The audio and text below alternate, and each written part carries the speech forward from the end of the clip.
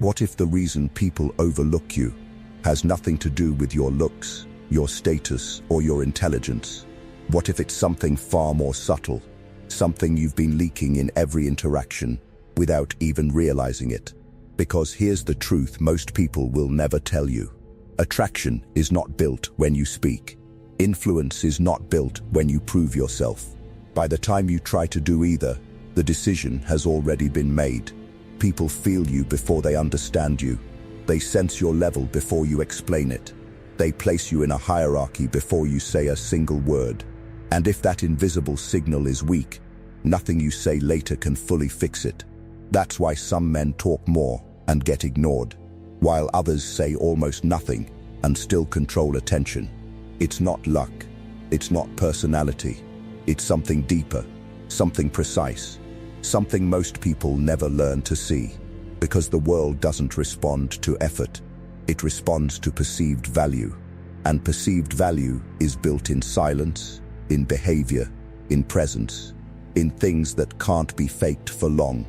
In this video, you're going to understand how that works, not on the surface, but at the level where perception is formed, where attraction begins, and where influence becomes automatic. This is not about becoming louder, more expressive, or more impressive. This is about becoming someone people feel before they figure out why. Watch carefully, because once you see this, you won't go back to how you were before. The invisible signal, why people judge you before you speak. You think people decide about you after you speak. They don't. The judgment was made before your first word even formed. Watch closely. You walk into a room, and within seconds something shifts. Not loudly, not dramatically, but subtly people start placing you somewhere, above them, below them, or irrelevant. And you haven't said anything yet. This is the invisible signal, and most men have no control over it. Here's where it gets uncomfortable. You believe your value comes from what you say, your intelligence, your explanations, your ability to prove yourself. But that belief is exactly what lowers your position. Because the moment you rely on words to establish value, you've already admitted that your presence alone isn't enough. And people feel that instantly. The mind doesn't wait for logic. It scans for patterns, posture, eye movement, pace, stillness, tension. Every micro detail becomes data, not consciously, automatically. And from that data, a conclusion is formed, not about what you know, but about who you are in the hierarchy. Notice this in real life. The man who walks in scanning the room, adjusting himself, trying to fit in, gets treated like someone seeking approval. The man who enters without urgency, without unnecessary movement, without that subtle need to be seen, gets treated differently. Not because he said something powerful, because he didn't need to. That's the mechanism. People don't respond to your words first. They respond to your self-perception, and your body leaks that perception before you ever open your mouth. If you feel the need to prove, explain, or win approval, it shows in small ways. And small ways are enough. This is why some men talk more and get respected less, while others say almost nothing and still control the room. The shift is simple, but most won't make it. Stop trying to be understood. Start becoming someone who doesn't need to be explained. Slow your movements. Remove unnecessary reactions. Let your presence exist without rushing to justify it. Because the moment your presence feels complete without words, people start assigning value without asking for proof. And that is where control begins. The scarcity effect. Why availability destroys attraction.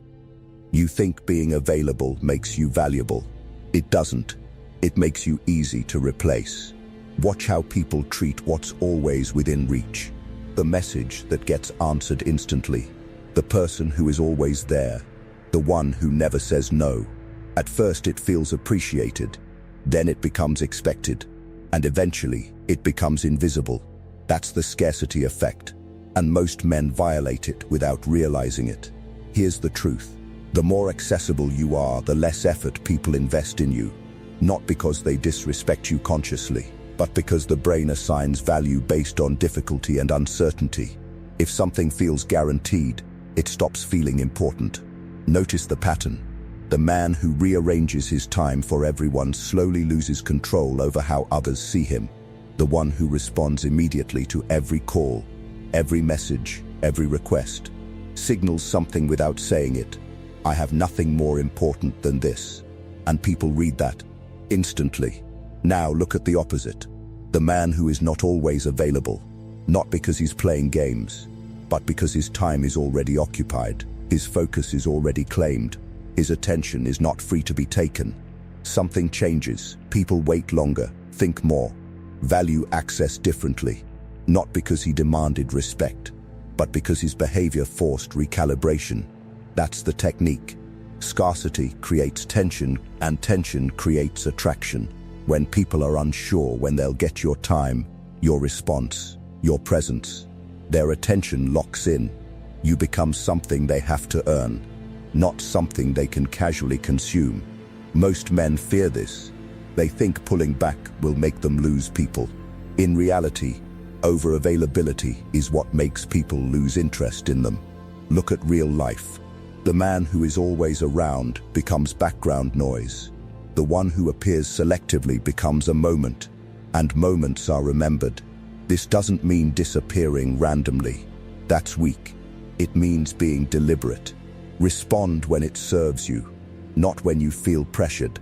Be present when you choose, not when you're expected. Let your time feel structured, not open for negotiation.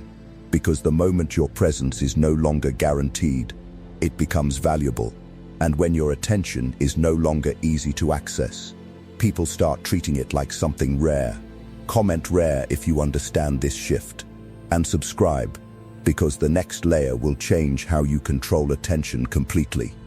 The language that dominates without words. Most people think silence makes you look weak. It doesn't. It exposes everyone else. Watch what happens the moment a conversation pauses. Most people rush to fill it. They explain more, justify more, reveal more. Not because they need to, but because silence makes them uncomfortable. And that discomfort leaks something dangerous. Need. The need to be understood. The need to be liked. The need to keep control of how they're perceived. And the moment that need appears, power disappears. This is where controlled silence separates you. Not passive silence, not awkward silence, deliberate silence, the kind that doesn't ask for permission to exist. Here's the shift most men miss. When you speak too much, people stop analyzing you. They start predicting you. Every extra word becomes data, every explanation becomes exposure. And once people can predict you, they can position against you. But when you reduce your words, something changes. Now they lean in. Now they try to read you. Now they fill the gaps you leave behind with their own assumptions. And those assumptions often place you higher than you actually tried to prove. That's the mechanism. Silence forces projection, and projection gives you control. Look at real situations. Someone challenges you, expecting a reaction. Most men defend themselves immediately. They explain, justify, argue. And in doing that, they enter the other person's frame. But the man who pauses, looks, and says less than expected, breaks that frame completely. Now the pressure shifts. Now the other person starts adjusting, starts overthinking, starts questioning their own move. Because silence creates uncertainty, and uncertainty destabilizes people faster than aggression ever could. This is why the most dominant presence in any room is rarely the loudest. It's the one who speaks with precision and lets silence do the rest. The one who doesn't rush to respond, doesn't react on cue, doesn't reveal everything just to feel secure. The application is simple, but uncomfortable. Speak only when your words add weight. Let pauses exist without rushing to fill them. When questioned, answer directly. Then stop. Don't extend. Don't decorate. Don't leak more than necessary. Because the moment you become comfortable with silence, you stop performing. And when you stop performing, people start studying you. That's when your presence begins to dominate without effort. Why needing nothing makes you magnetic. There's a moment where attraction flips, and most people completely miss it. Not when you give more, not when you try harder, but when you stop needing the outcome. That's where everything changes. Pay attention to how people behave when they want something. Their energy tightens. They respond faster than necessary. They explain more than required. Even when they try to stay composed, something underneath starts leaking. A subtle urgency, a quiet pressure, and the other person feels it immediately. Not logically, but instinctively. The signal is simple. You're more invested than they are. And the moment that imbalance appears, attraction begins to collapse. Because whoever needs the interaction more loses control of it. This is where emotional detachment becomes misunderstood. It's not about acting cold or pretending you don't care. It's about removing the dependency on the result. You can want something fully, but the second you need it to confirm your value, you've already lowered your position. Now watch what happens when that need disappears. Your behavior stabilizes. You stop over-explaining. You stop chasing clarity. You stop adjusting yourself to maintain interest. Your presence becomes quieter but stronger, because now you're not reacting, you're choosing. That shift is felt instantly. People start leaning toward you without knowing why. Not because you increased effort, but because you removed pressure. There's no hidden demand in your energy, no silent expectation, and that creates space. Space is where curiosity grows, and curiosity pulls attention. That's the mechanism most people never understand. When you stop needing something from someone, you remove the invisible tension that pushes them away. And in that absence, attraction starts building naturally. Look at real situations. The person who depends emotionally becomes predictable, easy to read, easy to influence. But the one who stays grounded regardless of outcome becomes something else entirely. Stable, unreactive, difficult to move. And people don't try to control what they can't move. They start respecting it instead. The application is precise. Want fully, but release the outcome immediately. Don't chase reassurance. Don't correct yourself just to keep someone interested. Let interactions unfold without forcing direction. Because the moment you stop needing anything from the interaction, you stop being controlled by it. And when nothing can control you, your presence becomes magnetic without effort. Precision presence, how small behaviors control big perception. Most people think presence is something you either have or you don't. That's wrong. Presence is built in details so small that most men never even notice them. Watch closely. Two men walk into the same room. One tries to look confident. The other doesn't try at all. Yet everyone feels the difference immediately. Not because of what they say, but because of how they exist in that space. That difference is precision presence. Here's the uneasy truth. People don't judge you based on big actions. They judge you based on micro behaviors repeated consistently. The way you stand when nothing is happening. The way you hold eye contact slightly longer than expected. The way you move without urgency. These signals look small, but they communicate something deeper. Control, or lack of it. The man who constantly adjusts himself, shifts his posture, or reacts too quickly creates a subtle sense of instability. Nothing obvious, but enough for people to feel it. Enough to lower how seriously they take him. Now compare that to someone who moves less, not stiff, not robotic, just deliberate. Every movement feels intentional. Every pause feels controlled.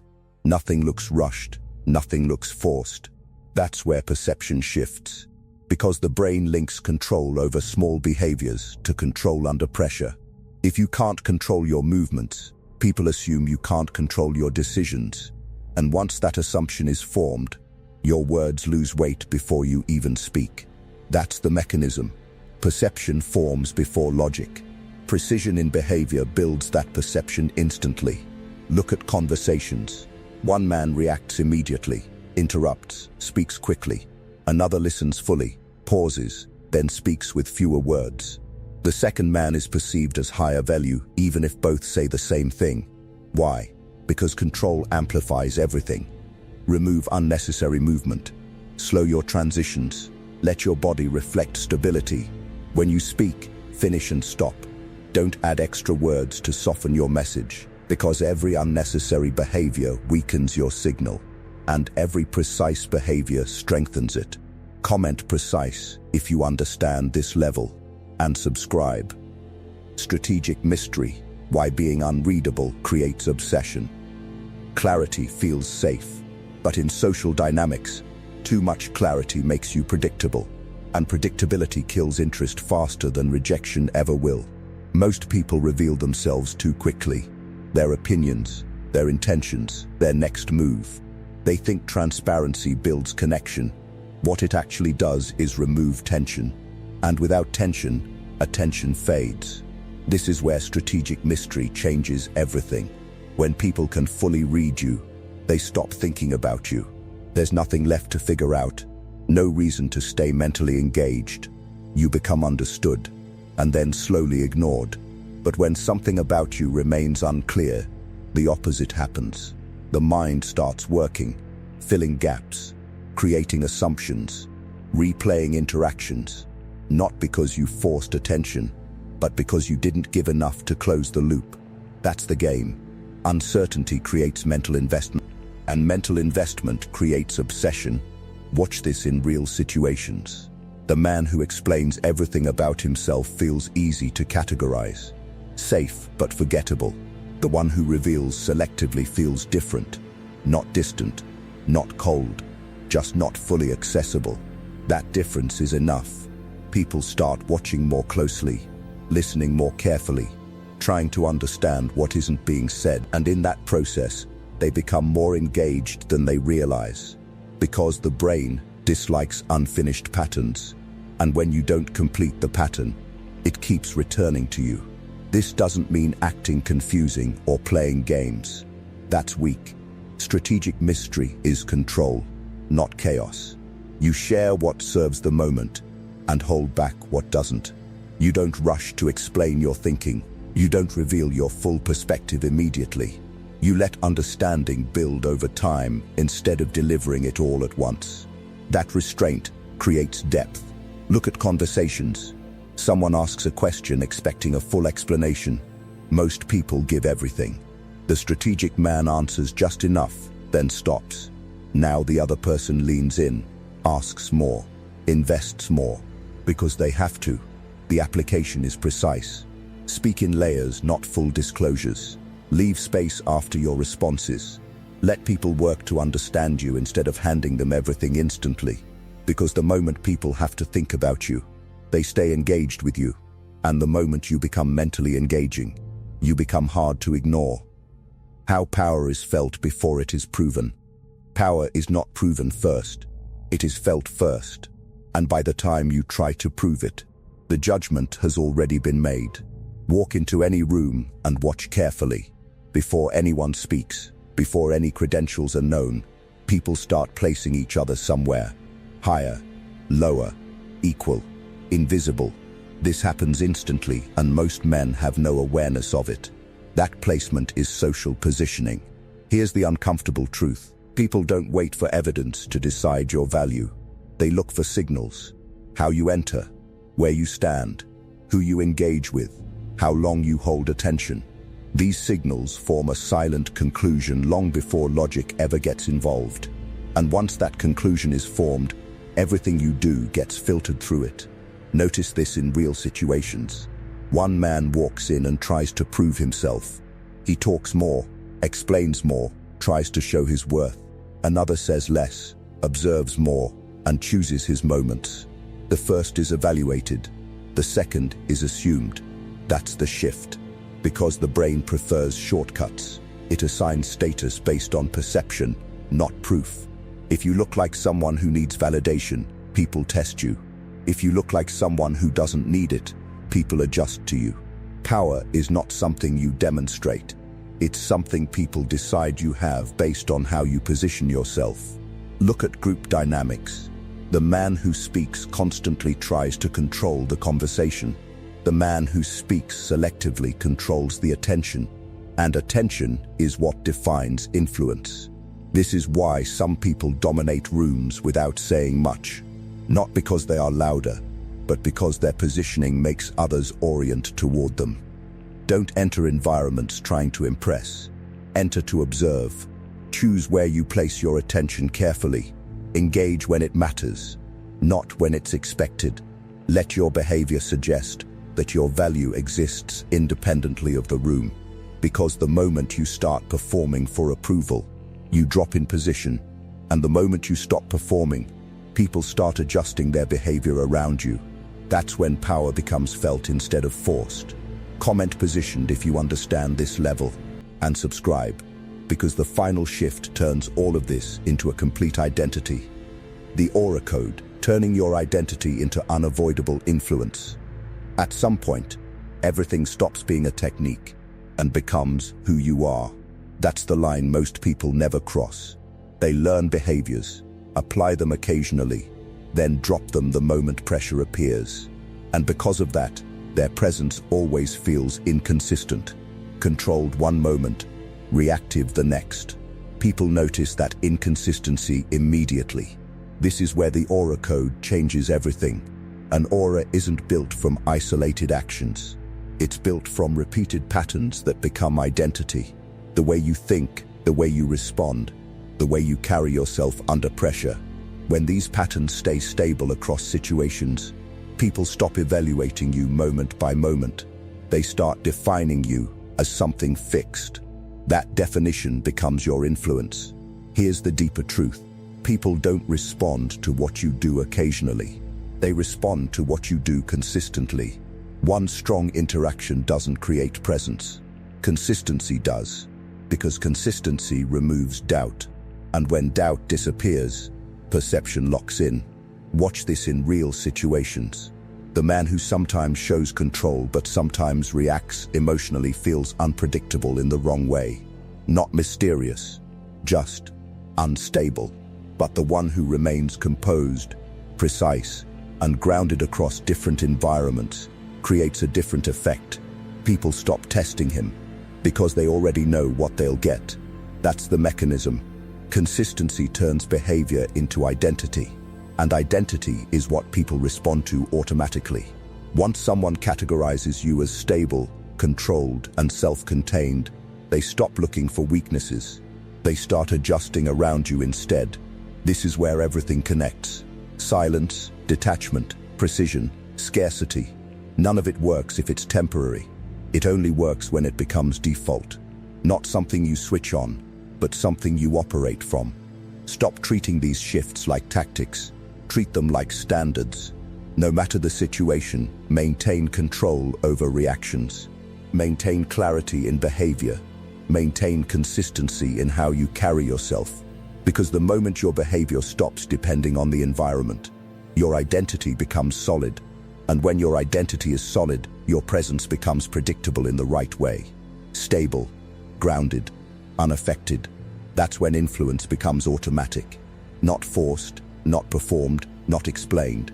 Felt. And what is felt consistently becomes impossible to ignore. At this point, you should see it clearly.